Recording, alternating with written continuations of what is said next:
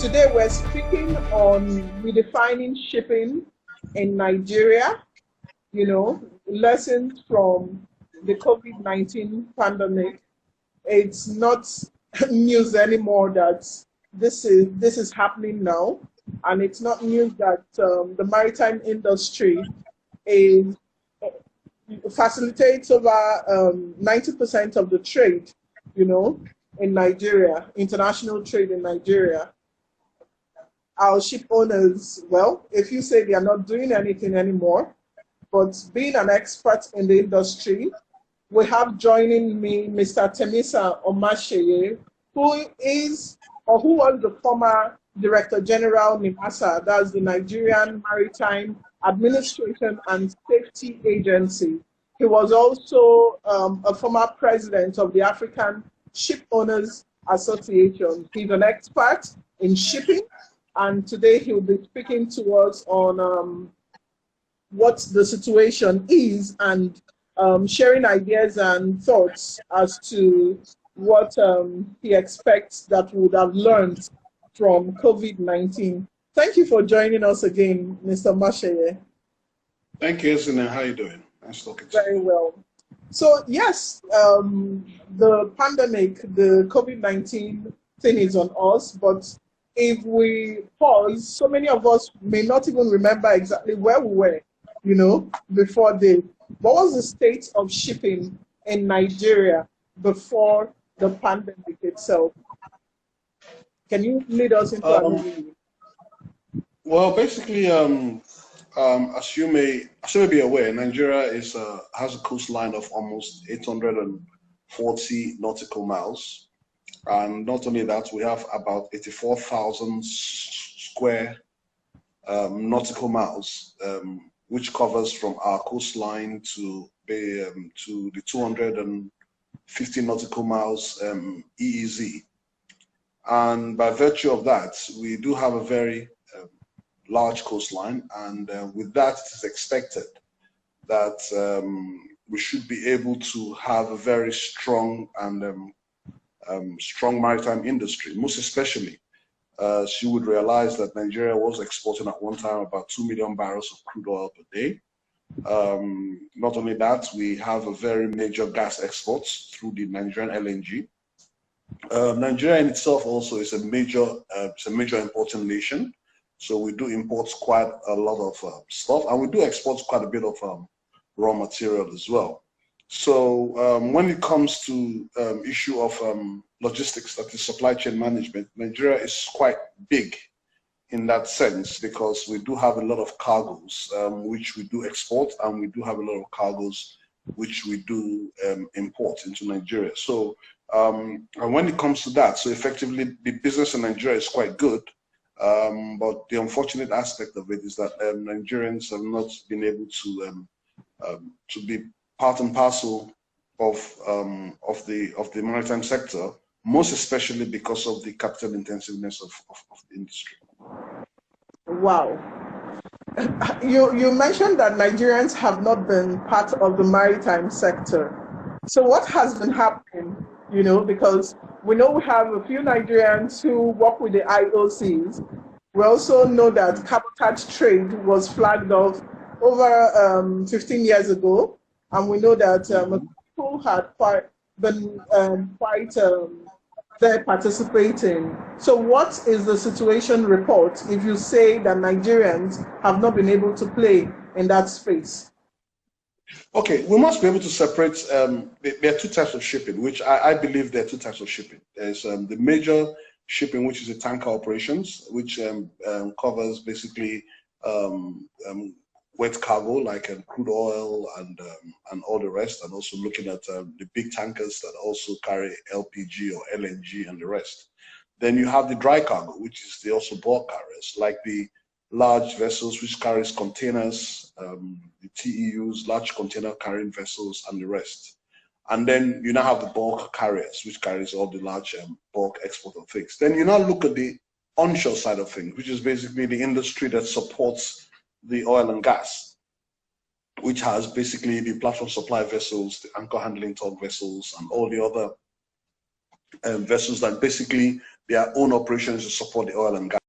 So that's why you need to know which part of shipping one looks at. Now, for the onshore aspect of things, which has to do with the tugboats or the PSVs and everything, well, there are quite a bit of Nigerian participation in that. You know, I try not to degrade them because they are making their own dollars, but really and truly, I see that as only a subset of the shipping industry. So you have very large companies who have very large PSVs. Now they're bringing subsidy, whatever, to support the oil and gas industry. Now, but then I talk about the other side of the shipping, which basically is what, you know, if you go to any aspect, you know, when you call a ship owner is a guy who, if you go to Greece, he's not talking about owning supply vessels. He's talking about owning tankers. You know, you meet guys like the Marinakis, Vangelis Marinakis, who owns maybe about 100 tankers. You have Nicholas Sarkos and the Sarkos group that own about 100 tankers. You have the Onassis group. Those are, and then there are many of them, Golandras and the rest. Those are the Greek. Those are the ship owners. You know, and when you see them, those are what they call the big boys in the ship owning industry. So when I talk about ship owners, those are the kind of areas I'm referring to. With all due respect to our people here, yes, you support the oil and gas industry, but that really is not what shipping is. Those are the other aspect of shipping. So when you talk about the issue of the participation, yes, the IOCs are there. As much as possible, the Cabotage Act has been passed, but we have an unfortunate, like I said earlier on, shipping is very capital intensive. And by virtue of that, you require a lot of funding, and not only little funding, you need long-term funding. Now, another unfortunate aspect of it is that as time has gone over the last 15 years, the IOCs have upped the scale of their operations. So before you used to have a normal PSV that used to go there. Now, because of safety issues, they moved from DP1 to DP2. And of course, naturally, those vessels are more expensive. Not only are they expensive in their own aspect, but also these vessels also require specialist skills of manpower to run them. So on the deck of a DP1 or DP2 vessel, you have maybe like 2 or 3 captains on the deck. One captain who's maneuvering the vessel, another captain maneuvering the DP, another maneuvering another. So, but those are specialist skills. So one, in that aspect, we do not have the manpower which we have to run those kind of. You said the Cabotage Act is strong and progressive, but that the issue we have is execution. Yeah. It's just implementation. So basically, the issue, the act is quite strong. It was basically mirrored on the Jones Act of the United States, but unfortunately, you know how it is. You know, you cannot shut down the industry if you don't have capacity. So what has happened now is that the issue of waivers, basically, which was supposed to go for 1 year, has continued for the last 15 years because you do not have the capacity to support. Now, one of the challenges you face, you know, there has to be a deliberate policy in this Cabotage Act. So if, for instance, now you want me, like I always keep saying, we know that we will be producing oil for the next 15 to 20 years. So what should be happening in Nigeria, which they didn't do, which is, I think we're running behind time now, is to say, look, I know for the next 15 years, because an IOC like an ExxonMobil or Chevron Mobil have a strategic plan for the next 15, 20 years. So which means they know exactly the kind of assets they require. So what should happen is that based on those assets requirements, what should have happened is should be a plan in place for acquisition and basically writing off those assets over 15 years. What that does is basically reduces your interest rates and also reduces your repayment and also allows you to develop capacity within that 15 years period. But that is basically because the problem we have is that the right hand does not know what the left hand is doing. The oil companies are running their own show, and the regulator of the maritime sector is playing catch up. And every time the maritime regulator wants to hit on them, they begin to slow down production, and they say, oh, Nigeria is not getting any revenue because the regulator. So the regulator has been shouted out to shut down and stop doing his enforcement law because they're saying you're affecting Nigerian revenue. So which comes first, the chicken or the egg? That is where the problem comes in. So if we were to zero in on, well, I don't even know what the prospects are right now, given that the cost of oil has dropped drastically. So, but do you see any hopes for the shipping industry when it comes to the freighting of crude and all that? Well, I think I think you know, the chicken has come home to roost, as far as I'm concerned. I have been doing a lot of personal research over the last few weeks, you know, well, as we have been doing for a long time. I've been on it for about 10 years, but now the chicken has come home to roost. And in just looking at the cabotage trade alone, that's basically just moving of cargoes from offshore, because Nigeria imports majority, as you well know, Nigerian refineries are not working. So what we do, we have what we call the DSDP, so which I believe is going to end very soon, because now fuel, Nigerian has deregulated is downstream, the petroleum product. So that is going to be impactful.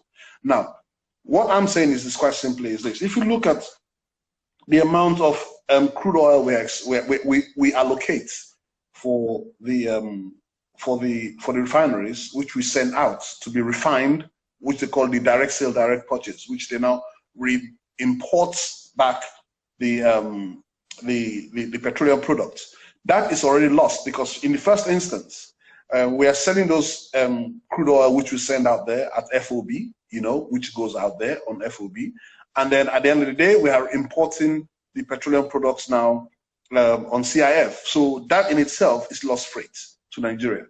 So that money which we are losing could actually have used the freight rate which we are giving out, could be money which we use to actually develop and, you know, build a national fleet on the first instance. On the second instance, we also have the issue of the importation of the petroleum product. So when the product comes into Nigeria, the vessels, because of Nigeria, we have river ports. We don't have deep sea ports.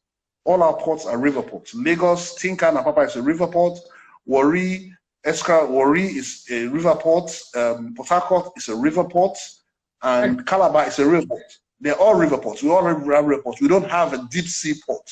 So what that means is... Sorry? Onai port is a deep sea port, isn't it? Onai is a river port. Oh dear. Because it's inside, you have to come in through the breakwater, and then you go through the river to get to the port. So it's a river port. Deep sea port is what they are doing in Lekki right now. Lekki Free Trade Zone port is a deep sea port, just like the port in Lome and the other places. They are deep sea ports because vessels are coming. They are all deep sea ports. So the only deep sea port which we would likely have is going to be Lekki Free Trade Zone, and if they had planned to do the Badagry Free Trade Zone, Badagry port. So the point I'm making quite simply is that these vessels come in with very deep draft. They are pulling in about 14 meters of water. Now, the deepest ports we have, the deepest which we have, is Lagos. Lagos channel is just 12.5 meters. So that is even on the channel movement. Then the length of the vessel is long. So even if the vessel comes in, it cannot turn around and go out again. And you cannot bring it all the way backwards. In any case, it's pulling in too much water. So what naturally happens is a lot of STS operation has to be done offshore Lagos or wherever the case may be, at the ocean, at our national waters. So when that is done, when the deep sea, when the vessel comes in, they have to do an STS operation. Now, forgetting about what we are losing on the freights for the vessel coming to Nigerian waters, not even thinking about that or what we're losing on the freights for the... Can you give us an amount in kobo or dollars? Well, no, I will come to that. I will come to that in a second. Now, okay, by virtue of the STS operation, just basically because you have to bring those vessels to the terminal alone, okay? Now you have to offload them, do an STS operation to what we call the daughter vessel, which is the smaller vessels that have the draft to be able to bring them into the port. Now, in just moving the kind of cargo which they are bringing in right now, which I think we're importing, I don't know whether that remains the case, about 1.5 million tons of petroleum products a month. Now, in moving that kind of product in every month, you are looking in the region of an annual spend of nothing less than $1 billion. Wow. Nothing less. And that is just on pure freight rate. I'm not even talking about other expenses like bunkers, ship handling. I'm not even talking about that. I'm just talking about pure freight rate. And that is taken into consideration moving cargo from Lagos to Calabar, because everybody comes to Lagos to load, because all the vessels come into Lagos, because they don't go to the eastern ports because of the issue of piracy, 5 degree east, the issue of war risk premium and everything. So everybody comes to offshore Lagos. So the guys who need products in Calabar, who needs products in Port Harcourt, who need products in Warri, everybody takes their vessel from Lagos and sells there. So if you just take what the current rates are of cargo going to those areas, let's just say right now the rates for Calabar, let's be is about $30,000 per ton, or $30,000 per day, sorry, and a minimum of 10 days. So each cargo that goes to Calabar is $300,000 because the minimum time is 10 days charter, okay? Calabar, Port Harcourt is 25,000. Warri is about 20 to 22,000. So you can imagine the amount of products that are moving, vessels that have to move this product. It has to move, or else if the mother vessel comes and has to wait, you have to pay demurrage on those things, which is an additional cost over and above the cost of the petroleum products. Okay. As usual, when we have you on set, we really get short of words. So as usual, I'm wondering again as to which way forward on this. But let's just narrow it down to the topic. You know, we've gone through the background. Yes. Okay. The way forward. Okay, the way forward on this is very simple. Okay. Now, go ahead. Yeah. First of all, in what way has COVID-19 affected shipping in Nigeria? As a matter of fact, it's quite scary. The reason why I said it's quite scary is this. Right now, there are no takers for crude oil around the world because the world is basically on lockdown. So most industries are shut. Everybody's at home, so nobody's producing. But you cannot afford to shut down the wells because reopening the wells again would cost you millions of dollars. As a matter of fact, some of our wells in Nigeria are so old that it might be impossible to restart them again. So what will naturally happen is that you are supposed to basically effectively store these products. So you need to keep producing, but you need to store them on vessels like VLCCs of 350,000 tons so that they can remain there. Now, by virtue of that, the rates of international VLCCs has gone up by over 300% because everybody is producing into storage. Now, I'm sure you heard recently that everything went to the negative. The reason why I went to the negative is because all storage spaces are full. And so people are now paying for people to take their crude oil. Now, for us in Nigeria, we have the same problem because we only have onshore storage. Now, what could have happened was that if we had the right laws in place, okay, we could have had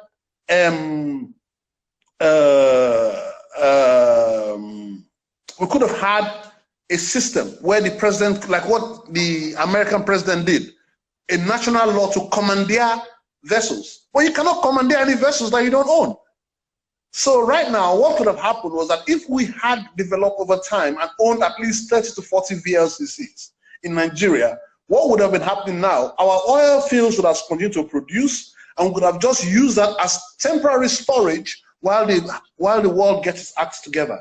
But we do not have that. So COVID-19 has exposed us terribly. It's no longer an issue of economics now. It's an issue of national security. Because right now, we cannot afford to shut down our wells because our major inflow of dollars and revenue for the national government is the oil and gas industry. And if we shut down, we have a problem. So COVID-19 has really, really created, and the world will not be the same again after COVID-19. Be rest assured, it will not be the same. Because what is going to happen? People have realized they survive without oil. Guess what they're going to move? They're going to move to gas. We're going to have cleaner fuel. People are going to move to solar. People are going to move to other things because the world will not be the same again. It just will not be. And Nigeria, I don't know how prepared we are, how ready we are for that, but we've not lost out. Be rest assured. But we should use this to learn. We should use this to learn because what will happen now is that the world is going to move to gas. How prepared are we as a country to move to gas? Gas, the production of gas is only a small part of it. Logistics, that is supply chain management, makes up 60 to 70% of all production. Now, how have we been able to manage our logistics management, our shipment management? Do you know it costs more to move a product from offshore Lagos to the terminal than it is to bring a product from offshore Europe to Nigeria? These are the kind of issues we need to begin to look at. People do not take much notice of this kind of stuff. So that's why we need to move on. Sorry, let me leave you to answer the question. Wow. While you were speaking, you know, the first thought that came to my mind was, why on earth did we stop? At some point, we had the government moving towards the national fleet, you know, or owning our own ships again. So I'm wondering, you know, if we continued, then perhaps we would have had something to work with now. Because they went about it the wrong way. With all due respect to whatever happened, they went about it the wrong way. You know, you first of all, yes, I like the statement you made. We should have had a national fleet, not a national carrier. Now, what I felt government should have done was that government should have just basically revived what they call the national unity line, which is still an ongoing concern. Okay, that becomes the national flag carrier. Then, but that national unity line does not necessarily need to own vessels. So what you need now, because the cargo owner dictates, and we own the cargo, for crying out loud.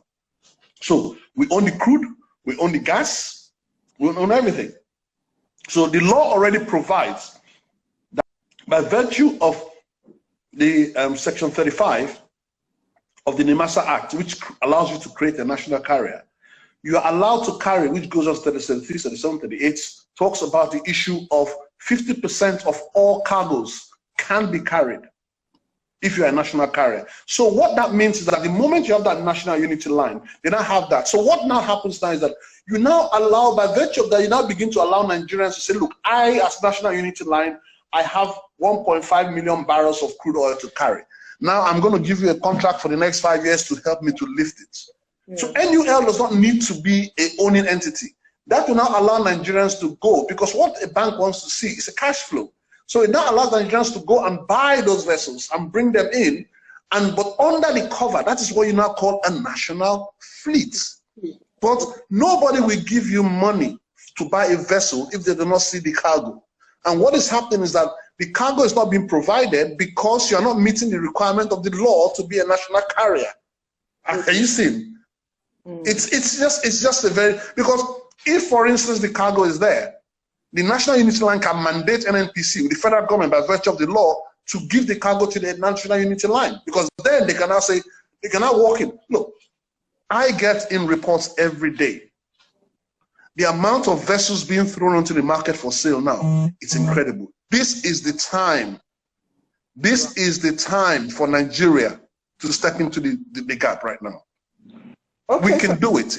It's not rocket science, with all due respect. Sorry. Thank you very much, sir. We have a question from Akujobi Chukwuemeka, who wants to know the impact of COVID-19 on also container and dry cargo shipping.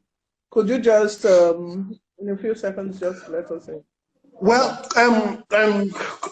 COVID-19, because what will happen is basically, like, the container vessels are basically bringing in imports, and you know, majority of our imports are coming from Guangzhou, from China, and the rest, and those are the container vessels. So, and with what we are going to be facing, with the drying up of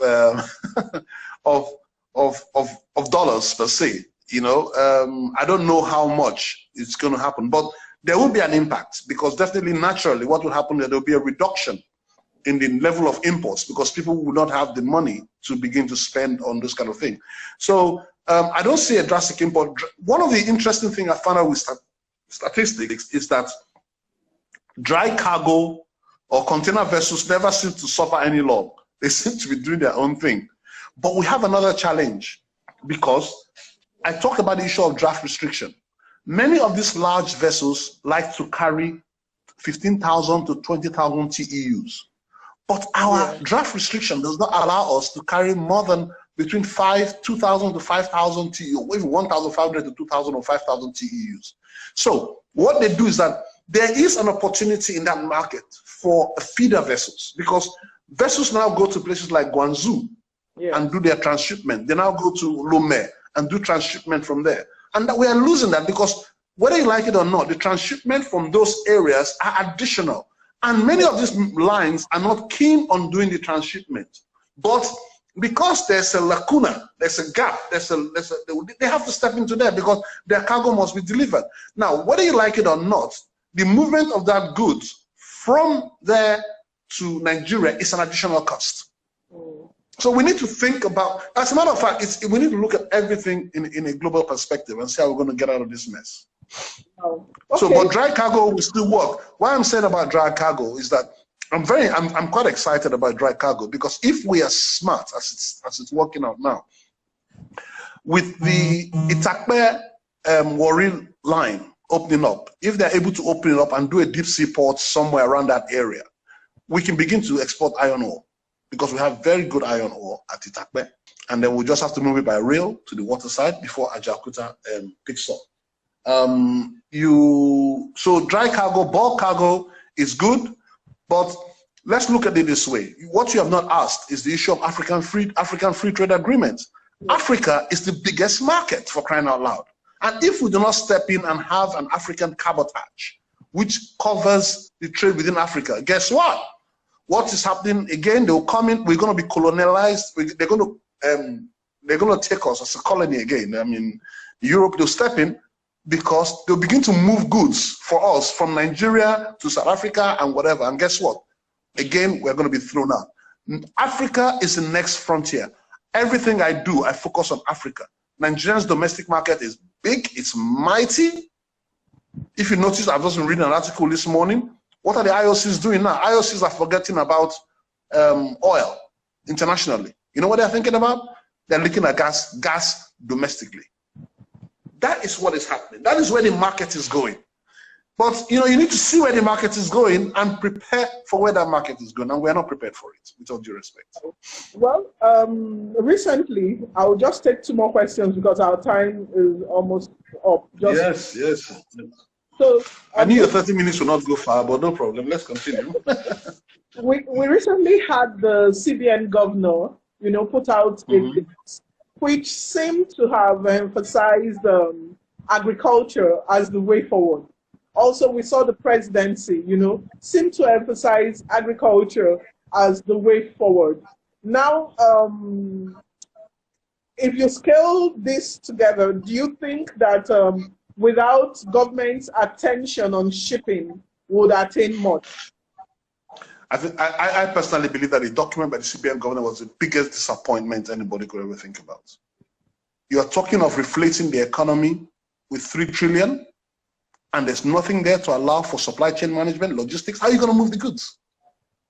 You want to invest 3 trillion, and you have not sat down to look at how much is Nigeria losing as an economy as it relates to shipping and logistics. Now, by the time he sees the kind of figures, because the figure are, because we are selling, we have a wrong trade agreement, trade terms, Incoterms. Our terms are Incoterms are totally wrong. That is why he's not seeing the money. But the moment somebody draws the attention to him that this is the money that's leaving the Nigerian economy, or this is the money, it's not leaving, it's money that could belong to the Nigerian economy, then he would realize that these are the kind of things. So really and truly, that document he wrote, without shipping and logistics, is not worth toilet paper, with all due respect. Because he has not sat down to look at it. I did only a small calculation on only the logistics from offshore Lagos to bring the petroleum product into Nigeria, and then the movement of the DSDP products to go out and bring in petroleum product. That in itself is about $2.3 billion revenue per annum. Wow. Yep. $2.3 billion per annum. That disappears. Nobody sees it. It goes out. And guess what? All this STS operation we're talking about, that moving vessels in and out, 90% of that money ends up in Athens, Greece. Wow. So if I'm telling you there's a $1 billion spend on just, I'm only talking I'm talking about STS operation now, just tankers. Okay, I've not talked about war risks premiums, which amounts to almost $300 to $400 million a year because of the lack of safety of our Nigerian waters. Now, I've not talked about issue of ship handling on tankers alone. That alone is almost $15 million business per annum. I've not talked about the capacity to train our seafarers, to bring them up. Think of the salaries we are paying. Each vessel that is coming in here working in Nigeria, the crew salary is nothing less than $50,000 to $100,000 per month. That is money going out. So failure to do that. One seafarer trains 5 people. That's true. That's true. So you can only but imagine the level of losses this country is encountering, but nobody's looking at it. Nobody's looking at it. No, they are not seeing the figures in Abuja. They don't see the figures. I don't know where they're getting their statistics from. It's not about me. It's about Nigeria. Sorry. So, I know you're about to dash off. Moving forward, if you were to do 1, 2, 3 things for the shipping industry to move forward, what would it be that you do? I'll take total charge of our STS operation in Nigeria. First of all, I have no control over the import vessels right now because I don't have it. But I'll have a situation where we would come in, we would allow for I would allow for a situation whereby we can receive vessels. The vessels come in and we just manage our own distribution network here. Over time, we begin to build up. We change our trade terms from FOB to CIF, so that what happens then is that we don't necessarily, we just have a right of first refusal. If there's a Nigerian vessel available, the Nigerian vessel uses it. If we don't, then we call in the foreign vessels to go. What that allows us to do is that once the bankers begin to see that there is a cargo available, they will give you the money to buy the vessels. We may not have the capacity, the manpower to do it, but you know what happens? When we own the vessels, we can impose at least 5 seafarers on board each vessel, and over the next 5 to 10 years, we can be to train our Nigerian seafarers to do that. Now, NNPC has its own shipping line and everything. We can work together. The most important thing is that let's think for Nigeria. Right now, we're in a mess because you know what's going to happen? Once everybody calls in their vessels for their own national security, we're just going to be sitting at the waterside looking for the canoes or the what they call it, Cotonou boats to be loading our crude oil for us. So you've just said 2 things. You've talked about STS operation and you've talked about changing of the trade terms. Are there any other things you would like government to do at this time? Well, government has to invest in it. Government has to put money in it. I believe that if government invests in things like this, I mean, it's not investing and putting their money. You know, why are you putting $37 billion in a foreign United States bank as your foreign reserve, when you can take that and invest in assets that will give you a return on that money, which will keep your money within your country? It doesn't make sense. So you will give them the money to keep for you, and they're holding the money for you. Guess what? They will give you the vessels, and then they will take from that money to cover up that money again. Whereas you can buy those assets. Somebody asked a question here. Yes, I would also like that you want to know what you did differently during your tenure in NIMASA, you know, and if it has so far been implemented. No, basically what, you know, first of all, before you build a house, you have to lay the foundation. And when we came into NIMASA, what we're trying, when I was in NIMASA, the aim we're trying to do was to lay the foundation, basically to make it a regulatory agency. So what we were trying to do at that time was basically to agree on getting the staff. That is why you found out that most of the efforts I did was to build on the staff. Better condition of service, more training, improve their ability to do their work and everything else. So we were in that process. And many people did not realize I was in the master for only 18 months, 1.5 years. I was supposed to be there for 4 years, but I was there for 1.5 years. Well, we spent at least on the time we spent battling politically, you know, we also spent some time trying to do some work, but we were really quite distracted. But really what we're trying to do, at that time, we're training the NIMASA staff. We had already decided on a new organogram.